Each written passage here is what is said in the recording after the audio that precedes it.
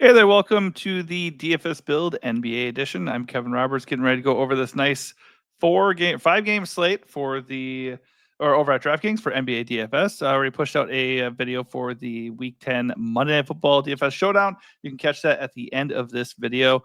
Obviously, the goal here is to just walk you through what I'm liking and not liking on the slate. Worth noting, ownership is not out yet for NBA DFS. A little bit surprising, but it's not even noon central, so I guess it's not the craziest thing in the world.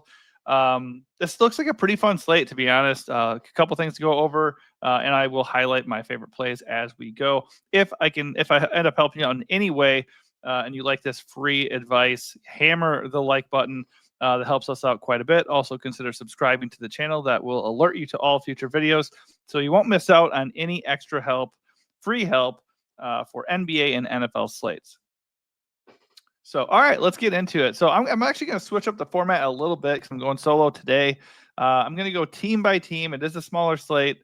And then just look at the guys as a standout per team and game situation.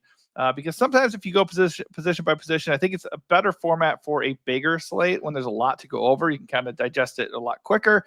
But sometimes it does pay off to do it this way so we can kind of profile the guys on individual teams. So right away, we got the Cavs and Bulls. The Cavs look awesome here. The Bulls are fat. They play fast and they do not defend.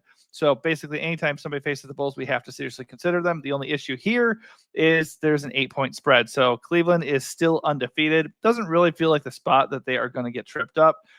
They could always just play down to Chicago's level and we get a shootout. So I think we definitely need to consider that. But the blowout is kind of baked into everybody's price and projection here. Donovan Mitchell and Evan Mobley lead the way with 40-point fantasy projections. But, the blowout risk is real, and there are other plays on the slate. Like, really, the Cavs are just kind of sharing the love right now. Donovan Mitchell has not exhibited much of a ceiling whatsoever, which is a little bit disappointing, but we know he has one. One game on the year so far, he's had over 50 fantasy points, though. So he does look interesting for tournaments because I don't know that he's actually going to be chalky. He remains very, very cheap, and we know he does have a ceiling, and the matchup is amazing. So this could be the spot where Mitchell, finally blows up. And obviously, if the game stays close, the Cavs look really, really good. I don't really think that's going to be the case. So I don't mind getting away from this game. But also, everybody's priced pretty appropriately and fairly nicely. Darius Garland at 7.1K, Evan Mobley at 7.6. All these guys are totally fine. They're not priorities for me because I think there's other places to go on this slate. But it's in terms of price and ceiling if the matchup stays close and just general matchup. I mean, Cleveland is totally fine. I think anytime you have a team that is this balanced and has this many good players in a good spot, ideally somebody is sitting, so it opens up a little bit more, volume and usage for some of the other guys. So that really isn't the case. This could be a bounce back spot for Jarrett Allen, 6.9K, really nice price for him. His projection is not amazing, and Evan Mobley technically looks like the better play, but Allen's price has come down. I don't know what he did in his last game, 10 fantasy points in 21 minutes. I don't know what that was all about. I played him. That sucked. He was not good. But I mean, honestly, the rest of the year, he's been really just rock solid. I mean, they've been involved in some blowouts and stuff, but he is usually pretty safe and good for 35 to 40 fantasy points. So at 6.9K, he might stand out as the most appealing play for me just because you're getting a discount, the matchup and game flow and game situation, everything is really, really appealing. If you do want to play for the blowout, you can look at Karis LeVert at 5.1K. He's going to push for about 25 to 30 minutes, and he has a shot at 30 to 35 fantasy points here just because the matchup is so good, and maybe he'll get a little bit extra run if the game blows out. Not super interesting to anybody else, but if you want to go harder, play for the blowout, you can look at Ty Jerome. Just probably not something I'm going to do personally. On the other side, if you think the game is going to stay close, you should have a little bit of interest in the Bulls, especially if you do end up using a lot of Cavs. You might want to run it back, stack the game fully. Cleveland has a 122 implied total, and this is the game with the fastest paced team on the slate. So if it stays close, it's very, very stackable. Obviously, up top, Vooch at 8.3K looks really good. Solid 40-point fantasy projection. The matchup is not amazing, but we know Vooch can get there. I mean, the matchup is actually terrible. But he's been rock solid overall on the year. He's had some nice games. He has 250+ fantasy games on a year. And he's had numerous 40+ fantasy point games. So I think he's just solid. I don't think this is really the spot I want to, target him in. And in general, I'm going to have, pretty low exposure to this game just because it's not a good spot for the Bulls. It's really just like, do you want to pick a couple spots with your Cavs?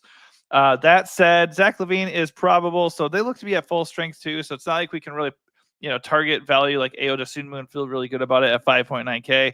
With them back at full strength, he can still get about 30 minutes, but the ceiling is just not there for where the price has come up to. Patrick Williams at 4.8K is an okay value. I don't mind getting him if he's like your last guy in. The matchup is better for him than it is for the rest of his teammates, but it doesn't really look that appealing for anybody. Kobe White, 7.2K, Josh Giddey, 6.9K, and LaVine, I mentioned, at 6.8K. All decent prices. I think if I had to play one, I would go with LaVine just because we know he has a pretty good ceiling. And based off of projection, I would imagine he would get the least ownership of that trio. But, I mean, we don't know ownership yet, so that's just a guessing game for sure. But yeah, all right, that probably does it for that game. It's probably a situation that I'm going to avoid. I think if you land on a couple Cavs guys, that's okay. And then obviously if you want to go really contrarian, you can stack the game and hope that it's just like a crazy shootout and Chicago, steps up and keeps it close. The Kings and Spurs face off. That game has a 220 total or 221 total, and a tight 2-point spread. So it's projected to be pretty close. Not quite as explosive as the previous game, but it still could be a good one. For the Kings, Sabonis looks pretty darn good at 9.5K, 46-point fantasy projection. Let's see, is ownership trickling in here? Let's see. Let me refresh this thing real quick. Because I saw his ownership, but I did not see ownership for the previous thing. Or maybe I was just talking and I kind of missed it. So there's really not ownership yet. All right, let's go back to where we were. So I like Sabonis just fine. I think obviously you can't make any final decisions until we have all the injury news and until we have a really good idea of where ownership is at. But if Sabonis is going to get overlooked on the slate, and he very well could, because Wemby and SGA should be owned, and James Harden is also there as $300 more over Sabonis. So possibly low-owned Sabonis is very, very interesting. The matchup with the Spurs is not the best, contending with Wemby down low. But if 9.5K Sabonis with a good projection is possibly going to go overlooked, I do have a lot of interest in that. De'Aaron Fox has a good price at 8.5. The projection is not amazing, but I think De'Aaron Fox is a fair play. There's nothing wrong with him at all. DeMar DeRozan at 7.7K is probably the better play. Don't know ownership yet, but I would prefer him. Just $800 cheaper, similar projection. Keegan Murray just gets big minutes, 6.2K, a little bit too cheap for the minutes he does get. So I like him as a decent mid-range guy. He's been a little bit inconsistent on the year, but he still averages almost 32 fantasy points per game. So I think it's likely that, we can expect about 35 fantasy points if he has a good game. Keon Ellis is going to get some burn. So 4K Keon Ellis is a punt. Not the worst, but I do prefer Kevin Huerter. With Malik Monk out, Kevin Huerter went off in his last game, 41 fantasy points, 17 real points, like a bunch of steals. He fouled out in 35 minutes. So you never know what you're going to get with Kevin Huerter. Now, truth be told, because he went off in his last game, it's pretty likely that a 4.5K Kevin Huerter is going to carry ownership, and it's almost just as likely that he's going to bomb and be bad chalk. So if he's going to be super chalky, I will gladly look for something else. But 4.5K for a guy who's going to start and get 30, 35 minutes. That looks good. It looks pretty good. I don't know. I like Huerter in a vacuum. But if we look at recency bias and as somewhat overrated matchup with the Spurs and possible ownership, that might be a spot where we try to get a little bit different. But we'll see. We don't know what ownership is just yet. Spurs, Wemby looks great. 50, almost 54-point fantasy projection. They still forever just limit this dude's minutes, which is just insane to me. He's not had one game over 35 minutes. He only has 2 games over 33. But we know he can get there anyways. And there's just not a lot of true elites on this slate, and he is one of them. He had 59 fantasy points in his last game, 7 blocks. 4 games ago, he had 70. He just is a very up and down guy. So he had 70, then he had 29, and then he had 38, and then he came back to 59. Before a 70-point game, he had 34 fantasy points. So you honestly never know what you're going to get with Wemby. Is it possible he gets into foul trouble, Sabonis, or just has one of his floor games? Absolutely. So I think Wemby is going to come down to ownership for me. If Wemby is overlooked, I'll smash him at 10.5K. Won't think twice about it. If he's super chalky, I will entertain going away from Wemby and maybe prioritizing somebody like SGA or, like I said, Sabonis. So this game is possibly an underrated game for stacking purposes too, but I think it might be one where we get ownership anyways. So don't want to really lean into that too much just yet. Worth noting that Devin Vassell is back. He's projected for about 24 minutes. He is still restricted, so I'm not super interested in him at 6.1K. You can always try him just because he is a good point per minute guy. But until we know he's going to be back to like 30 to 35 minutes, I don't really want to do that. Because of the Spurs injuries, Chris Paul is viable, but Stephon Castle got like major run last time, 35 minutes. So I much prefer him at 4.9K. Chris Paul, if we know he's going to play, 30 plus minutes, is okay at 6.7, but kind of probably off the table for me. I think there's just better plays at point guard and better plays in that price range. And obviously Stephon Castle, 4.9K, if he's going to even remotely sniff 30 minutes, I like that a lot. Keldon Johnson at 5.9K is just okay. Champagny at 5K flat. With Vassell back, he's less appealing, but he's not completely out of play. Both him and Castle look pretty good at their price ranges. Moving on to the Wizards. Yeah, they're always really fun, right? Well, on the road against the Rockets, they are massive 13-point road dogs. So this is definitely a game that has blowout risk. So factor that in as you will. Kyle Kuzma it's an unknown if he's going to play. He did not play Sunday. He's been out since the end of October.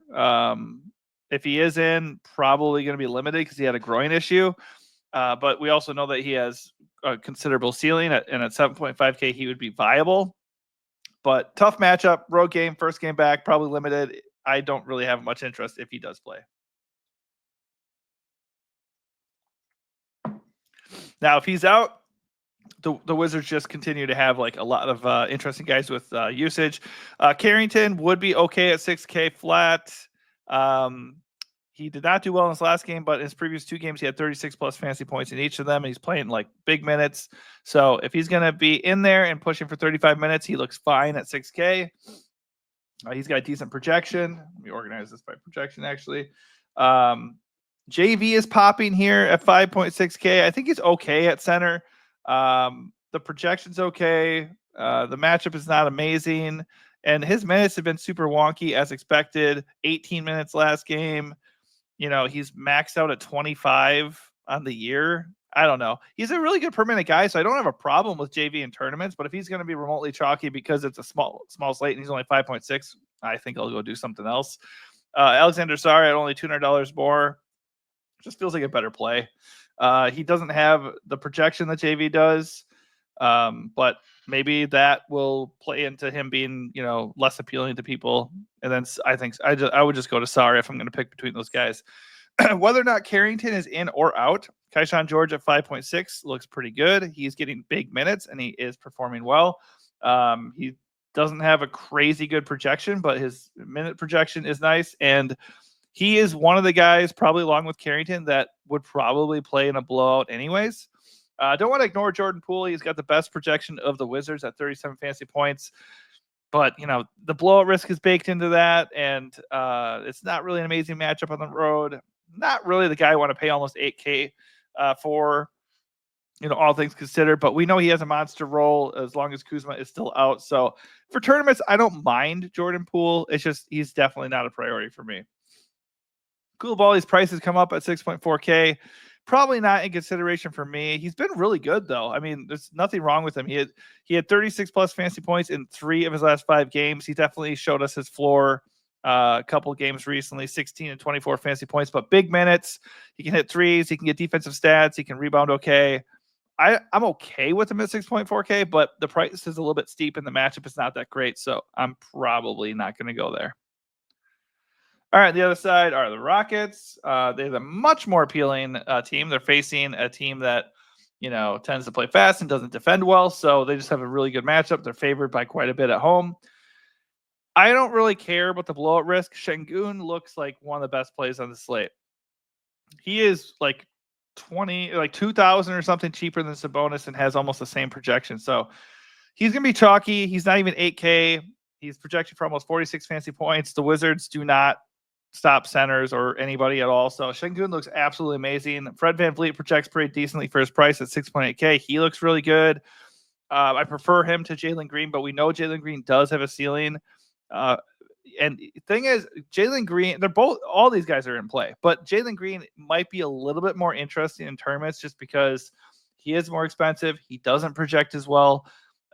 So just automatically, lineup optimizers are going to like Fred VanVleet more. People are going to gravitate towards the cheaper a guy with a better projection. So I do like Jalen Green for tournaments, but they all look good. Jabari Smith at 5.2K is fine. Amen Thompson also is fine. Jabari has not been good. Amen isn't going to get like crazy minutes, but if he can get about 25 minutes, he's a good per minute guy. 4.9K, no problem with that. Tari Eason is very, very interesting at 4.8K, especially if the game blows out. Even if it doesn't, he's going to smash off the bench. He's also a good per minute guy. He's going to get about 25 minutes. So he's one of my favorite value plays of the slate. Dillon Brooks, I mean, the dude just keeps getting minutes, man. I mean, he's going to get probably 30, 35 minutes in the game against the Wizards, only 4.2K. He doesn't always do a lot when he's out there, but it's a really good matchup. And obviously, if the game stays close, all these guys look even better. And then you can kind of go back to the Wizards and, stack the game as much as you want. But if I had to pick one guy from this game, it's going to be Şengün. And then love Fred VanVleet, but Jalen Green looks like a really interesting tournament play. A lot of good value here, too, that I will be getting exposure to. So I don't love the whole idea of playing guys in a blowout or possible blowout, but just not going to worry about it. It's a small slate, and the Rockets across the board look amazing. Next up are the Nets. They only have one guy out that is worth noting, Bojan Bogdanović, but he's been out all year, so that doesn't really matter. Ben Simmons is in, which also might not matter. Cam Thomas has the best ceiling of this team, and the matchup with the Pelicans looks pretty good on paper. So Cam Thomas is an interesting tournament play. He has not been very good, but he does get big minutes, and the matchup is not bad. The game environment doesn't look great. It's only a 11.5 total with a 1-point spread because the Pels are down like a bunch of guys. So it will be interesting to see how this game plays out. But I think Cam Thomas at 7.2K, if nobody's going to be on him, and which they shouldn't be. He doesn't project that well. He is a little bit interesting in tournaments, but not a priority play. Same with Dennis Schroeder, who just does not have the same ceiling with Ben Simmons back. At 7K, he's a little bit priced out. I think if I'm going to pay for anybody for the Nets, it's going to be Cam Thomas, but I'm not even really locked into that.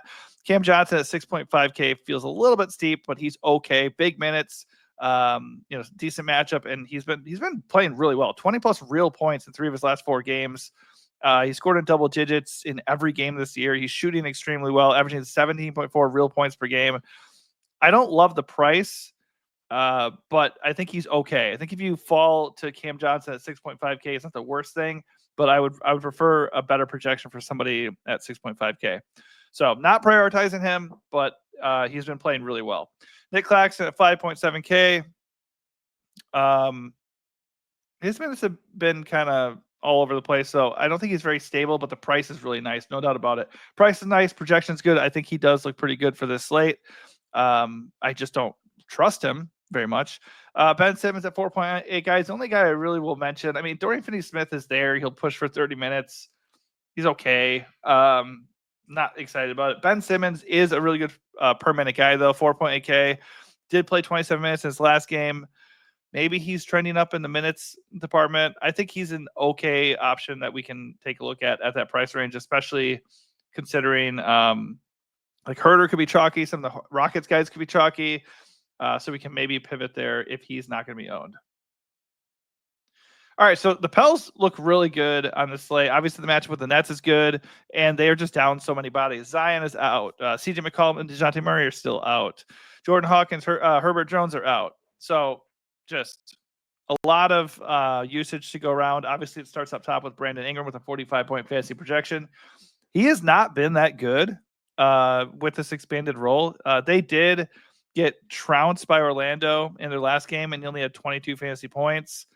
And he's been maybe I'm wrong there. He was bad last game, and I guess maybe that's recency bias taking over for me.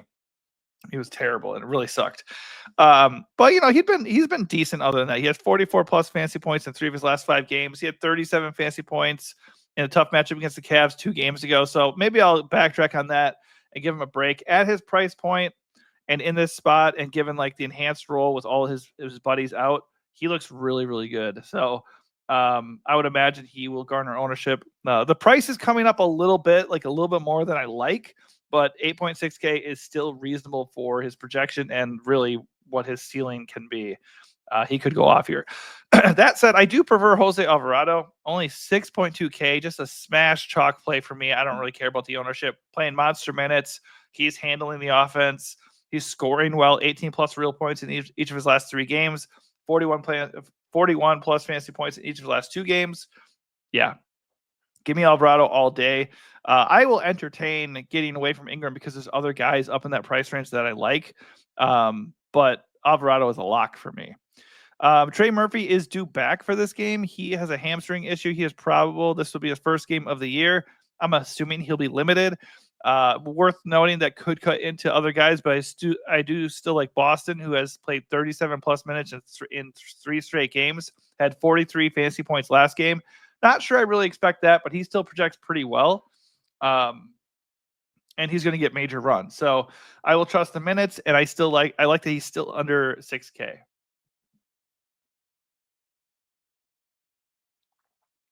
It'd be nice if New Orleans ran a tighter rotation, even with these guys out. But with the way everybody else is projecting, like Robinson Earl is probably the only value that I really am looking at. 4.5K, still a decent price for a guy who's projected for 32 minutes. The actual fantasy point projection is not super appealing. But if he's going to get 30 minutes, he's going to be tough to get away from at 4.5K. Missy, Javonte Green, Daniel Tice, Jalen Noel, all those guys are viable. Like, you can consider them for sure, just not guys that really stand out. And I'd be my main focus here is going to be Boston and Alvarado, and then we'll see if I end up paying for Ingram. But obviously, Ingram projects incredibly well and is a very good play. All right, last game of the night, we got the Clippers taking on OKC. This is a game with a 118.5 total and a 6-point spread. So, par for the course. A lot of these games 3 of the 5 games have blowout risk. This could be one of them. I mean, James Harden starts it off with almost a 50-point fantasy projection. He looks amazing. His prices come up. He's almost 10K. Don't love that, but he's averaging 50 fantasy points on the year, so he's definitely worth it. Basically, what I do with Harden is going to come down to ownership. How owned is Harden? And does it make sense to just pivot to SGA? And my guess is yes. So I think, right away, of the two, if I'm paying at point guard in that range, I mean, SGA is 10K? Yeah, SGA feels like the easy call there. But we'll get to him in a second. For the rest of the Clippers, obviously Kawhi Leonard remains out. Zubac has been very busy. With that being the case, monster minutes, double-double threat with shot blocking upside every single game, 38 plus fantasy points in 3 of his last 4 games. He looks great. I don't love the 8K price tag. I much prefer Şengün. But if Şengün is going to be super chalky and that game has a 13-point spread, Zubac is a viable pivot. Let's just remember, don't look at Zubac's price as if he's like this scrub who maybe would get a double-double and needs to be priced at like 5.6K. He's very involved and plays a ton now. So he's a lot better than he's worth that price tag if you don't want to pay up at center for Sabonis or Wemby and don't like Şengün. But right now I prefer Şengün for sure. Norm Powell has been really good. as far as scoring. He's averaging 25.5 real points per game. He doesn't do a whole lot besides score, so he is a very fadeable guy even when he's cheap. But now he's 7.3K. I think based off of minutes and role, you can still play Norm Powell because he's basically like their Paul George or Kawhi right now. But 7.3K feels a bit much. I would much prefer him to hang around 6K, but he's just scoring the ball so well that, it had to be boosted. So if you want to play Powell, I don't think he'll be owned at 7.3K, and he doesn't project incredibly well.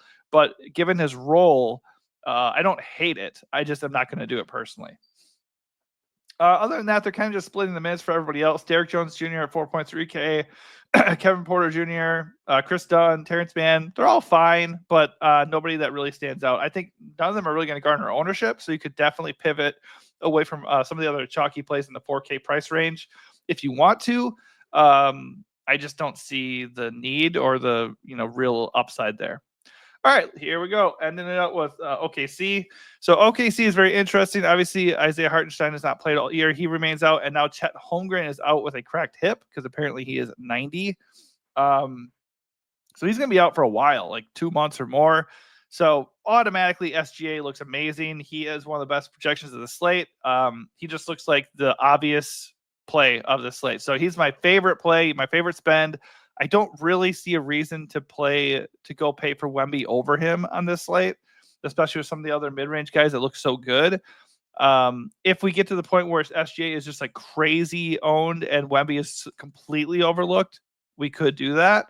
But SGA just looks really good here. So I prefer him to Harden, although Harden is a good play too, but SGA is just going to have monster usage. But the real play is going to be Jalen Williams. Jalen Williams projects incredibly well with 43 fantasy points at a nice, palatable 7.8K price tag. With Chet gone, Jalen is just locked into just a really, really big role. Isaiah Joe at 3.6K looks like one of the better values considering his projected minutes and overall projection. If he's going to be super chalky, I don't mind getting away from that. But I think that's obviously a really good price and tough to ignore. The ownership or the minutes are pretty split beyond that. Dort always looks good at 4.1K in terms of role, but let's see. He did play 30 minutes last game. He's been pretty good lately, but 2 games ago, 4.5 fantasy points. So his floor. I would just look at ownership. If Dort is going to be owned, I would ignore him. If he's going to be completely off everybody's radar, I think at 4.1K, he's a guy worth taking a flyer on at GPPs, especially if Isaiah Joe is going to be really chalky. All these other guys are just okay. Nobody really stands out. It looks like Isaiah Joe is the big value chalk of the slate so far, which feels pretty gross. If I'm being honest. So overall, my strategy for the slate is probably going to be avoiding the Cavs Bulls game, except for if I do go there, I'm probably going to pick the one guy that I like the most. And right now it feels bad, but Jarrett Allen probably value wise and price wise feels the best. Don't have a ton of interest in Chicago plays just because the matchup with the Cavs is brutal. I do like the idea if you're running a lot of lineups out to get some exposure to a full game stack though. Just because fast-paced environment, you just never know. I mean, it is in Chicago, so it could stay close. If it stays close, then it is pretty stackable.